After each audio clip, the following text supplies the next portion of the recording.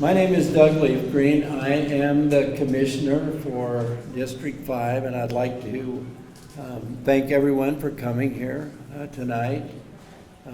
Just to let you know, I grew up in Minatare, so this is a pretty exciting project for me. This is the proposed highway US-385, and it's a public hearing about the draft environmental assessment and preliminary design for the project.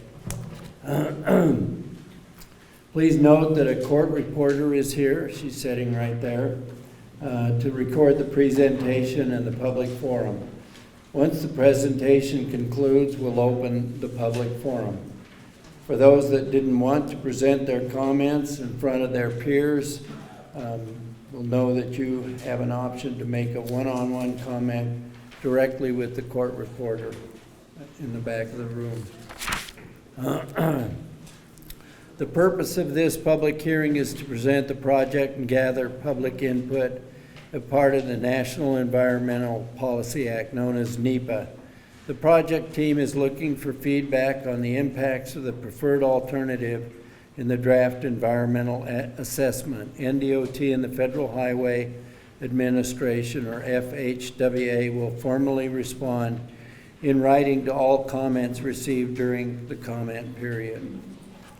We will begin with introductions to the panel, followed by an overview of the project. Then we will discuss the draft environmental assessment, potential impacts, and the anticipated cost and schedule. We will conclude with the public forum, which is when we will take comments.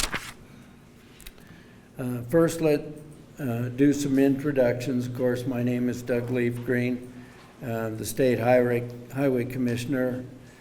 With me is the NDOT District 5 engineer, Doug Hovitt. Don Knott will be the project manager, and Jason Juergens is the environmental section manager, and she's over there, and Sierra Loon is the public involvement specialist. So what is the National Environmental Policy Act, referred to as NEPA? It is a law that requires federal agencies to consider the potential human and natural environmental consequences of their actions, to document these impacts, and to make the information public available for comment before making decisions. FWHWA, in partnership with NDOT, is the designated lead federal agency for this project. NEPA is addressed for the proposed project through an environmental assessment, generally referred to as an EA. The draft EA examines both project benefits as well as potential impacts on both the natural and human environment based on conceptual design. Natural environment considerations include such things as wetlands, streams, water quality, fish and wildlife, and floodplains.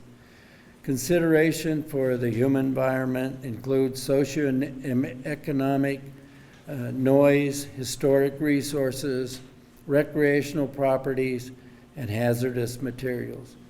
We will discuss these impacts in detail in upcoming slides. The draft EA is available for review and comment at today's hearing. There are also copies of the draft EA on NDOT's project website and at several locations listed here and at the end of the presentation. With that, I will turn it over to Doug Hovitt. Good evening. My name is Doug Hovitt, and I am the District 5 engineer at NDOT. I will be discussing an overview of the project and the scope of work. The proposed Minatare to US-385 project would expand the existing 2-lane highway to a 4-lane expressway. This project is 18.5 miles in length and is located on US Highway 26 and Nebraska Link 62A in Scottsbluff and Morrill counties. The project would start on US Highway 26 just west of Minatare's Main Street and extend east to the junction of US 26 and Nebraska Link 62A. The project would continue east on L62A to the junction with US 385. The intersections would be improved, and there would be controlled access throughout the project.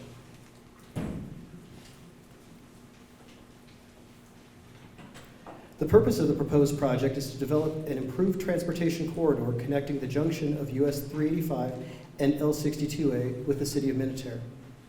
The improved corridor is intended to address the following transportation-related purposes: to provide an improved highway on a congressionally designated National Highway System, NHS, high-priority corridor that increases the efficiency and safety of travel; to fulfill federal legislative intent of numerous federal highway bills passed by Congress since 1991; to fulfill state legislative intent of the Build Nebraska Act and the Transportation Innovation Act; and to address the roadway and operational challenges of the existing facility. This project is needed because Congress has designated this corridor for completion. The federal and state government legislative actions have provided ongoing funding and intent to construct it, and there are numerous roadway and operational challenges with the existing facility that reduces its efficiency and safety. The improvements on the preferred alternative would reconstruct US 26 on alignment to a 4-lane divided highway with a raised median from the project beginning to just east of the corporate limits of Minatare. It would widen US 26 and L62A east of Minatare from an existing 2-lane roadway to a 4-lane divided roadway with a depressed median, using the strategy of constructing new lanes on the north side of the US 26 L62A corridor and milling and resurfacing the existing lanes. It would use the existing bridge over 9 Mile Creek in place and construct a new bridge to the north with the new lanes on US 26.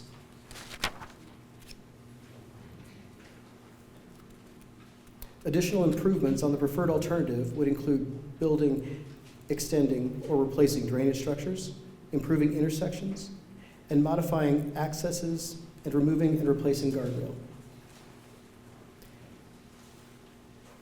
In 1991, Congress identified the full extent of the Heartland Expressway as a high priority corridor from Denver through Scottsbluff to Rapid City.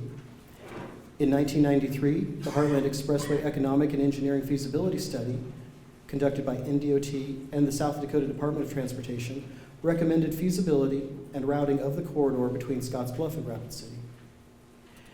In 2000, the final environmental assessment, EA, and a finding of no significant impact, or FONSI, selected a 4-lane divided highway on US 26 and L62A from Scottsbluff to US 385. In 2011, the Build Nebraska Act, LB 84, passed a 1/4% sales tax for the Nebraska Expressway system, federally designated high priority corridors, and preservation of the existing highway system. In 2014, the Heartland Expressway Corridor Development and Management Plan reevaluated and updated the entire corridor for economic benefits and environmental impacts. In 2016, the NDOT STEEP process selected the US 26 and L62A corridor from County Road 30 at Minatare to US 385 as a 4-lane divided highway expansion project because it fills a gap in the Heartland Expressway and has broad regional and local support. In 2021, FHWA and NDOT determined that enough changes had occurred since the approval of the original environmental assessment that a new environmental assessment was needed and early agency coordination began. The public was provided an opportunity to comment and view the alternatives for the project at an information open house meeting in September of 2022. Now I will hand it off to Dawn to discuss the preferred alternative. Thank you, Doug. Hello, my name is Dawn Knott, and I'm a design engineer and the project manager for the project.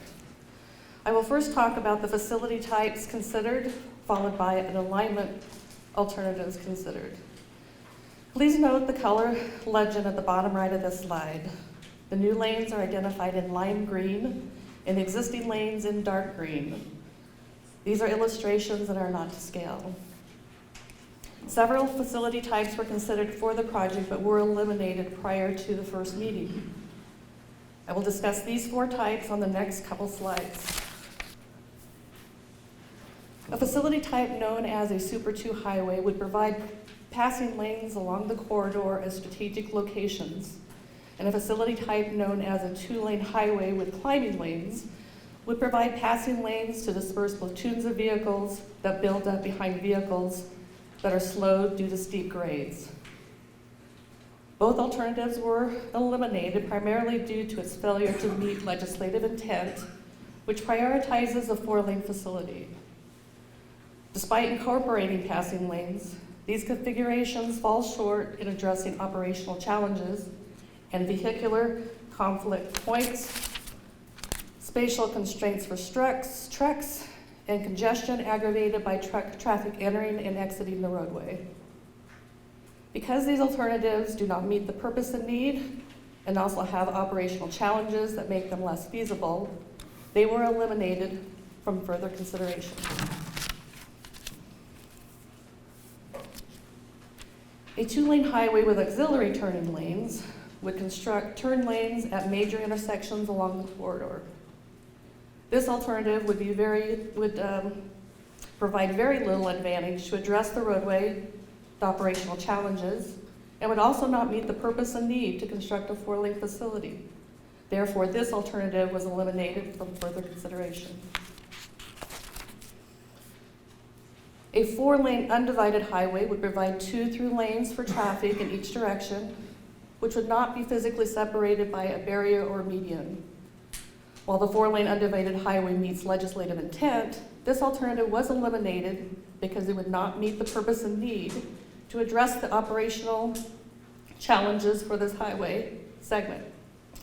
It would still require a left-turning vehicle to slow within the through lanes of highway. This alternative would essentially be a lower performing version of the 4-lane divided highway alternative and would provide very little advantage over that facility type. Therefore, it was eliminated from further consideration. The preferred alternative would provide a 4-lane divided highway for the entire length of the project. The divided median could be raised or depressed. Based on evaluations against the other alternatives, this alternative best addresses the need to correct the roadway and operational challenges along this segment of highway. It also fulfills the project's need to carry out the legislative intent to construct a 4-lane facility. Therefore, the 4-lane divided highway is the preferred facility type. Several alignment alternatives were considered for the project, and I will discuss those on the next couple slides. The selected alternative as proposed in the 2000 FONSI would have involved expanding the existing 2-lane roadway to a 4-lane divided expressway by constructing additional lanes along the south side of US-385 from Minatare to County Road 36 and along the north side of US-26 and L62A from County Road 36 to US-385. This alternative would include a full reconstruction of a portion of the existing facility, as well as creating crossovers. Based on the cost and operational impacts during construction, this alternative was not carried forward. The centered alignment alternative proposed constructing a 4-lane divided highway along the center of the existing alignment. Based on the cost and operational impacts during construction, the center alignment alternative was also not carried forward.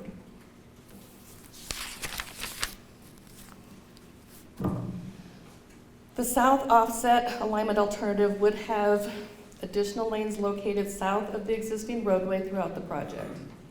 Based on the screening criteria of cost, environmental impacts, and operational impacts during construction, the south offset alternative was not carried forward. The preferred alternative is the north offset alignment. It would have the additional lanes located north of the existing roadway. This alignment alternative best addresses operational impacts during construction and cost. This alignment would have fewer right-of-way impacts and residential and commercial relocations, and was therefore carried further in the evaluation. As stated, improvements on the preferred alternative would consist of widening US US-26 and L-62A from the existing 2-lane roadway to a 4-lane divided roadway with a depressed median. NDOT would use a strategy known as a 2+2 construction concept. This would consist of constructing the new 2 lanes on the north side of US-275 and L-62A, moving the westbound traffic onto them, and then milling and resurfacing the existing lanes. The 2+2 construction concept approach will minimize traffic disruption and maximize the use of the existing roadway. This slide shows the typical rural 4-lane section for the preferred alternative. The new lanes on the north side would have 2 12-foot wide lanes and an 8-foot wide paved shoulder on the outside and a 4-foot wide shoulder on the inside. The depressed median would be 54 foot. There would be a short segment of US-26 through Minatare that would include a 4-foot raised median that would transition to the 54-foot wide depressed median east of Minatare. NDOT would resurface the existing roadway that would become the new 2 lanes for eastbound traffic. This would preserve the existing asset, save costs, and reduce the time to complete the project.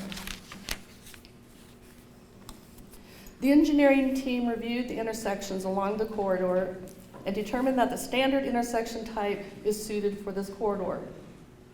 The US-26 intersections with Main Street and with Stonegate Road would be unsignalized intersection with left turn lanes. Pedestrians crossing in Minatare are being evaluated and coordination will occur with local officials. The eastbound and southbound free right turn at US-26 and L-62 junction would remain and would include minor adjustments to improve safety. The southbound to westbound free right at the US-385 and L-62A junction would remain and would also include minor adjustments to improve safety. Now I'll hand it over to Jason. Good evening, everybody. My name is Jason Jurgens, and I'm the Environmental Section Manager at NDOT. Tonight I'll be discussing the potential impacts and the schedule. This table shows potential impacts of the preferred alternative. The preferred alternative would convert approximately 260 acres of land, predominantly farmland, to NDOT right-of-way. Conversion of this land would be compatible with local land use plans. Temporary impacts during construction may occur in the form of temporary easements for access. Of the 260 acres of land that would be converted to right-of-way, 188 acres are designated as prime farmland. Coordination with the Natural Resources Conservation Service determined that this would be a minor conversion of prime farmland in comparison with the total acreage of prime farmland designated within the Scottsbluff and Morrow counties, and that no further coordination would be required. The preferred alternative has the potential to impact 22 center pivots. 2 center pivots may require relocation, and the remaining 20 center pivots would be shortened but would remain functional following construction.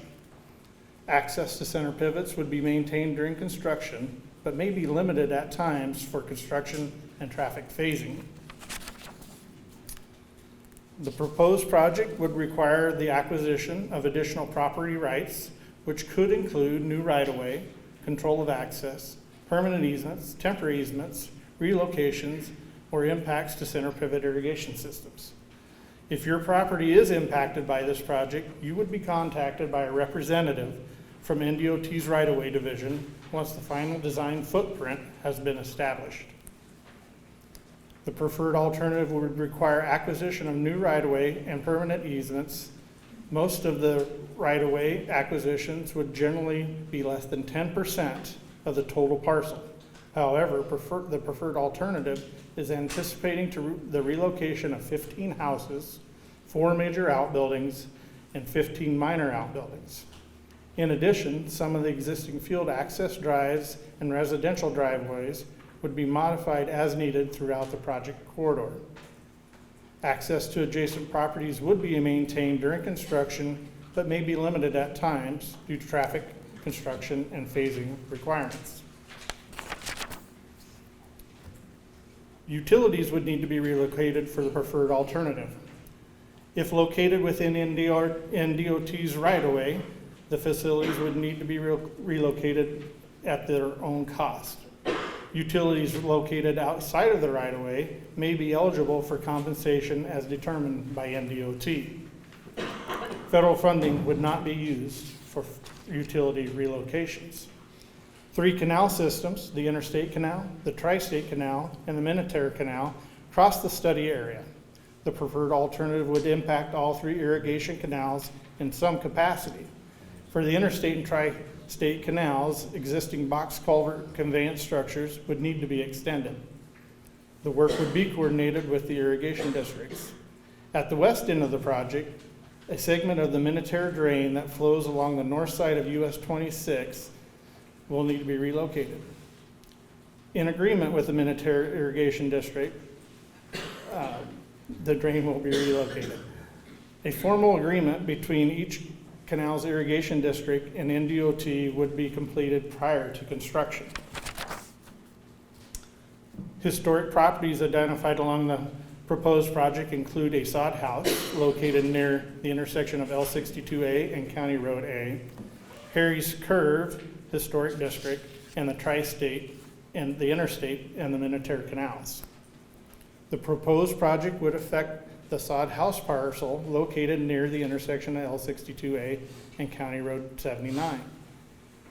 The impacts at the sod house parcel would include the removal of the windbreak and acquisition of a small amount of right-of-way from that parcel. While these impacts would affect the property's integrity of setting and feeling, they do not rise to the level of adverse effect. The proposed project would require a temporary easement from within Harry's Curve Historic District to accommodate consolidation of 3 access drives into a single drive. But this would not cause impacts to this historic property. The historic significance of the canals would not be impacted by the project. The Nebraska State Historic Preservation Office has concurred with these determinations of eligibility and project effects for the 3 historic properties. The overall project effects determination is no adverse effect. Section 4F of the Transportation Act of 1966 provides protections for historic properties, parks, and recreational areas. As discussed on the prior slide, the preferred alternative would impact the sod house historic parcel, Harry's Curve Historic District, and the 3 canal systems. However, a Section 4F de minimis impact determination was applied to each. A de minimis impact determination means that the impact, or what is referred to as a use, would be considered negligible and not adverse. There is a potential to encounter soil and shallow groundwater contamination at the Harry's One Stop and former Tony Service Station. If contamination is encountered during construction, a hazardous materials management plan would be developed to handle, treat, or dispose of any contaminated materials in accordance with applicable laws and regulations. 6 receptors are anticipated to have noise impacts resulting from the preferred alternative. However, the residential structures represented by these receptors are all planned for relocation or removal as part of the planned construction activities associated with the preferred alternative. The preferred alternative would encroach on 5 creeks and drains in Scottsbluff and Morrill counties with associated floodplains, either as identified in the Scottsbluff County or assumed within the unmapped areas within Morrill County. All floodplain crossings identified or assumed would be certified as meeting local floodplain regulations or state minimum standards as appropriate. Floodplain development permits, where required, would be obtained prior to construction. The preferred alternative would potentially affect 12 groundwater wells. Any registered wells within the new right-of-way would be properly decommissioned. NDOT would coordinate with the owners of any affected wells. Impacts to streams, irrigation canals, and drains would be limited to lengthening box culverts or bridge construction. The preferred alternative would not further impact the identified impaired waters of 9 Mile Creek or Wild Horse Drain. Temporary construction impacts on water quality are anticipated but would be mitigated through a stormwater pollution prevention plan. The preferred alternative would permanently impact approximately 13.5 acres of wetlands, 2,500 linear feet of ephemeral, intermittent, or perennial streams, and 4,700 linear feet of irrigation conveyances. Construction of the preferred alternative would require a Clean Water Act, Section 404 individual permit from the U.S. Army Corps of Engineers. Most of the project wetland impacts would be mitigated at NDOT's Scottsbluff Mitigation Bank, but additional wetland mitigation areas would be required to offset the preferred alignment wetland impacts. NDOT anticipates the preferred alternative may affect, but is not likely to adversely affect, the swift fox, the black-footed ferret, the northern long-eared bat, and the tricolored bat. Coordination with the U.S. Fish and Wildlife Service and the Nebraska Game and Parks Commission is ongoing to assess these effects. Avoidance and minimization measures for the bat species and conservation conditions for the swift fox to prevent an adverse effect would be utilized during construction. The project would be constructed under traffic with lane closures controlled by an appropriate traffic control device and practices. Temporary surfacing may be required to accommodate phased construction. Short detours for county roads may be needed to construct intersections, but adjacent county roads would not be closed at the same time. Access to adjacent properties would be maintained during construction, but may be limited at times due to traffic phasing requirements. Now let's talk about our next steps. Our timeline starts with this public hearing. Many activities need to occur before construction could start, including final design, right-of-way acquisition, and awarding the project to a contractor.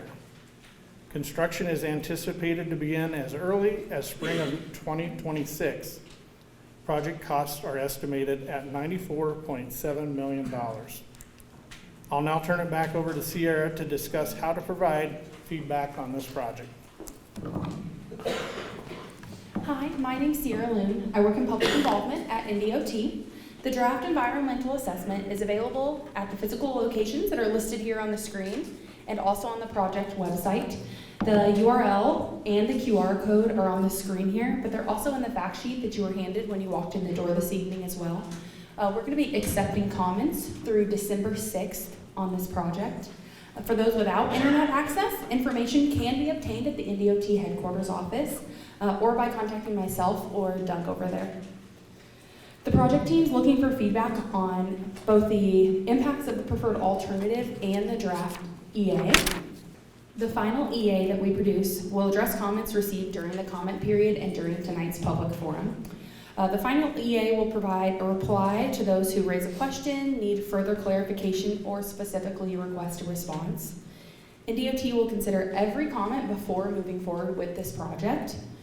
The final EA will then be posted on NDOT's website once it's completed, and it will include all of those comments as well.